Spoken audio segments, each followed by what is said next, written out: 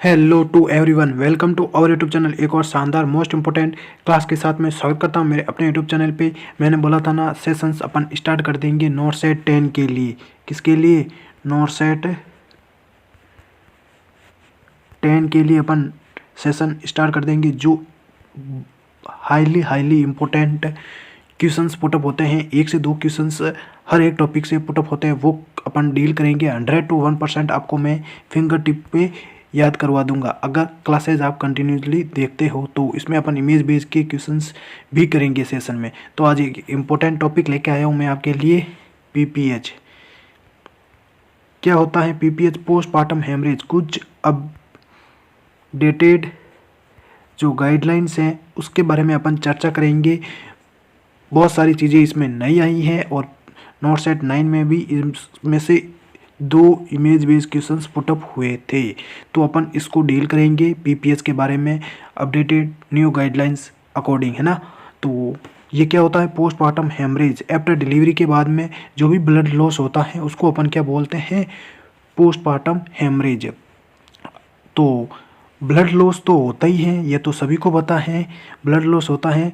लेकिन उस चीज़ को अपन ब्लड लॉस को क्या नहीं बोलेंगे? पीपीएच नहीं बोलेंगे। अगर आपका जो ब्लड लॉस मोर देन 500 क्या है ml से ज़्यादा है तो उसको अपन बोलते हैं पोस्टपार्टम हेमरेज। ये तो अपनी क्या हो गई, जो पुरानी गाइडलाइन है। न्यू गाइडलाइन इसकी अलग है, वो भी अपन डील करेंगे। और जो टेकिकार्डिया, जो हाइपोटेंशन और टेकिकार्डिया को इंडिकेट करेगा, उसको भी अपन क्या बोलते हैं? पीपीएच। इसके साथ में ये देखने को मिलता है तो इसको अपन पीपीएच बोलते हैं।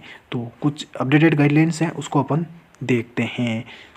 तो अगर आपने अभी तक मेरे चैनल को सब्सक्राइब नहीं किया तो प्लीज़ सब्सक्राइब करें और प्रेस बेल आइकन को ऑन जरूर करिएगा। चलिए स्टार्ट करते हैं आज का सेशन। ये देखो, ये अपना रहेगा old versus new PPH definition. इसको अपन डील करेंगे। ओल्ड कंसेप्ट अपन देखते हैं पहले।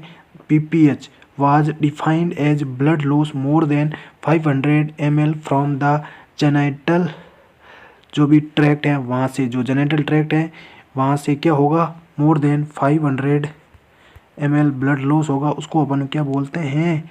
पीपीएच बोलते हैं, पोस्टपार्टम हेमरेज। अब न्यू गाइडलाइन अपडेट हुई है उसको देखो, इम्पोर्टेंट है, थोड़ा सा इस पर ध्यान रख लेना, है ना। न्यू गाइडलाइन है इसमें, PPH is now defined as more than 300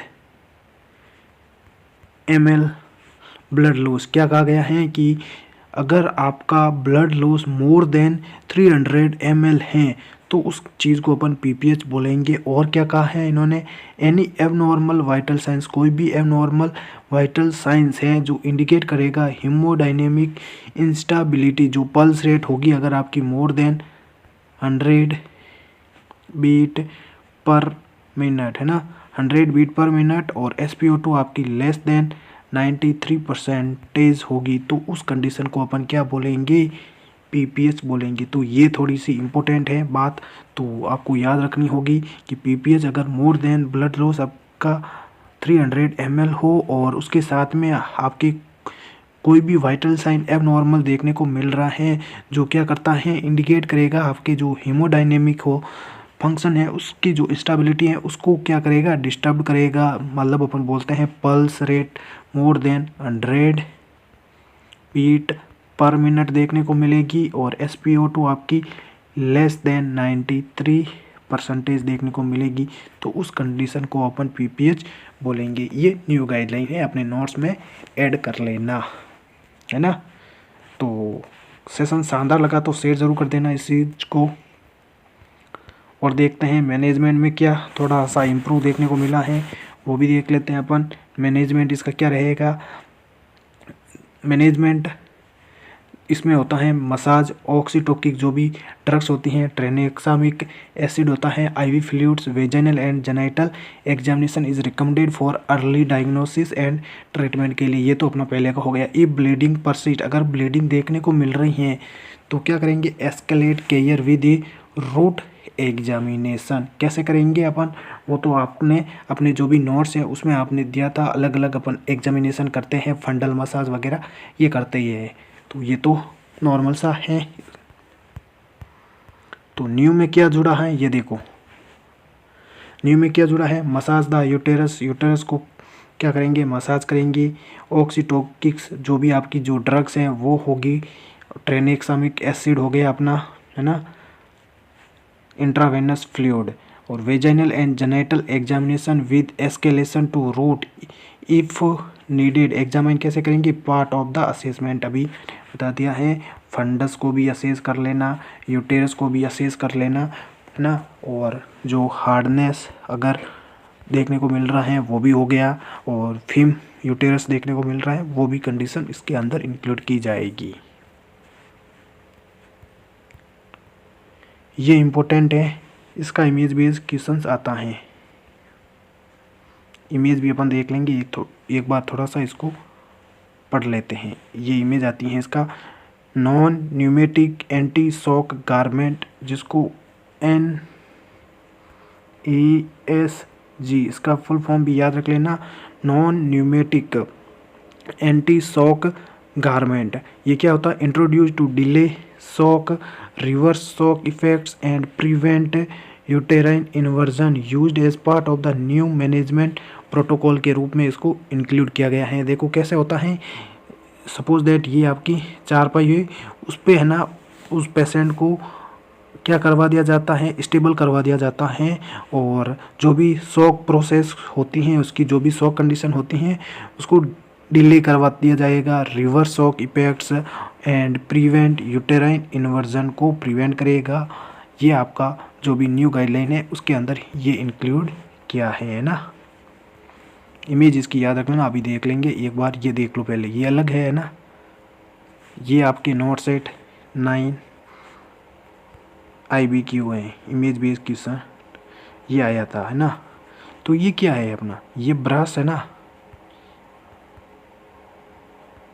ये ब्रश है, ब्रश ये वी शेप का, ये क्या करवाता है, जो अपनी यूटेराइन ब्लीडिंग होती हैं उसको एब्जॉर्ब करवाता है ना। तो ये आपका ब्रश वी है। थोड़ा सा इसके बारे में भी अपन देख लेते हैं। ये देखो, ये इमेजेस आई थी आपके नोट सेट 9 के एग्ज़ाम में, प्री में, है ना। तो उसको देख लेते हैं अपन। देखो, ब्रास वी ड्रैप इसको बोलते हैं, often refer to as the brass V drape, ऐसे भी बोल सकते हैं।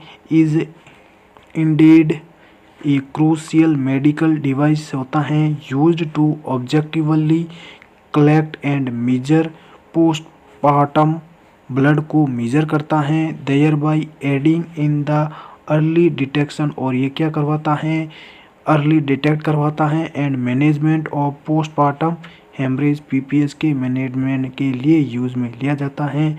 और क्या करवाता है, जो भी ब्लड लॉस होता है उसको क्लियर करता है ना, और अर्ली डिटेक्ट करेगा, और उसके मैनेजमेंट के लिए ये आपका ब्रास वी ड्रैप यूज़ में लिया जाता है। जो भी पोस्टमार्टम ब्लड लॉस होता है उसको। ये PDF आपको मेरे टेलीग्राम चैनल पे आपको प्रोवाइड करवा दी जाएगी, वहाँ से आप ये डाउनलोड कर लेना और इजी तरीके से अपने नोट्स में ऐड कर लेना। और इसकी जो NASG की इमेज अपन अभी देख लेंगे। अगर ये सेशन शानदार लग रहा है तो शेयर ज़रूर कर देना। तो इमेज की ओर बढ़ते हैं अपन।